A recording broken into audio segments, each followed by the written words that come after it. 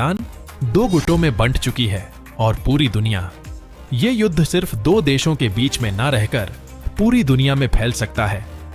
America के राष्ट्रपति Joe Biden ने इजराइल को दिया अपना खुला समर्थन, 57 मुस्लिम देशों को दी ये चेतावनी।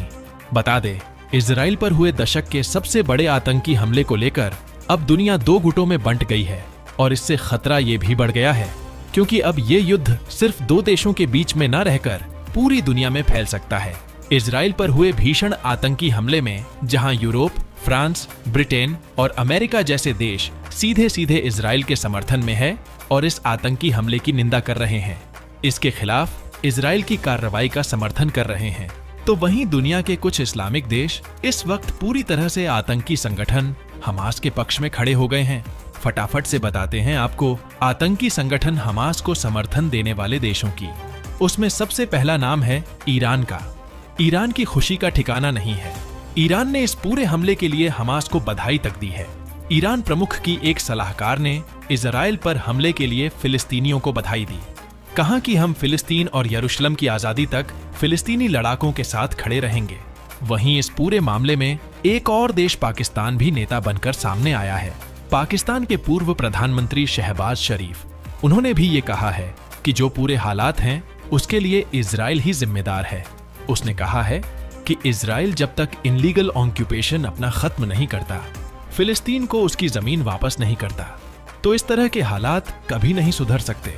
उन्होंने कहा है कि मुझे बिल्कुल आश्चर्य नहीं हुआ कि जिस तरह से फिलिस्तीनियों ने इजराइल पर हमला किया है, क्योंकि वो लगातार अल अक्सा मस्जिद और लोगों के अधिकारों पर अत्याचार करते रहते हैं।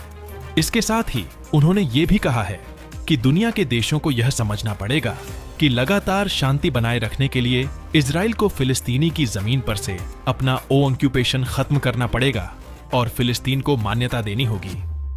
सिर्फ ईरान, पाकिस्तान ही नहीं, सऊदी अरब और कतर जैसे देश भी इस पूरे मामले में खुलकर हमास के आतंकियों के साथ खड़े दिखाई दे रहे हैं।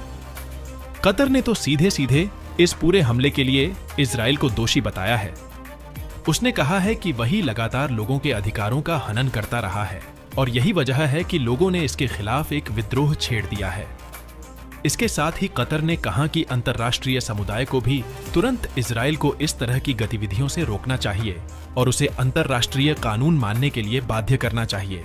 इसके साथ ही कतर के विदेश मंत्रालय ने यह भी कहा है कि वो पूरी तरह से फिलिस्तीनियों के इंसाफ के साथ खड़ा है और अपने फिलिस्तीनी भाइयों के अधिकार के लिए लगातार इसी तरह से उसका साथ देता रहेगा। बात सऊदी अरब की करें तो सऊदी भी इस पूरे मामले में इजराइल के खिलाफ ही जाता दिख रहा है। सऊदी के विदेश मंत्रालय की तरफ से जो बयान जारी हुआ है उसमें ये लिखा गया है कि वो इस पूरे मामले को देख रहा है और बयान में इजरायली आर्मी को इजरायली ऑक्यूपेशन फोर्स कहा गया है और हमास के आतंकियों को फिलिस्तीनी लड़ाके कहकर संबोधित किया गया है। इसके साथ ही सऊदी अरब ने कहा है कि वो चाहता है तुरंत इस बिगड़े हुए हालात को रोक दिया जाए ताकि लोगों की सुरक्षा की जा सके और वो ये भी कहता है कि हमने लगातार इजराइल को इस बात की चेतावनी दी थी कि फिलिस्तीनी लोगों को दबाना, उनके अधिकारों से उन्हें वंचित करना एक दिन बुरा नतीजा लेकर आएगा। दोस्तों, आपके हिसाब से भारत को इजराइल की मदद करनी चाहिए या नहीं, कमेंट में बताएं। साथ ही इस वीडियो को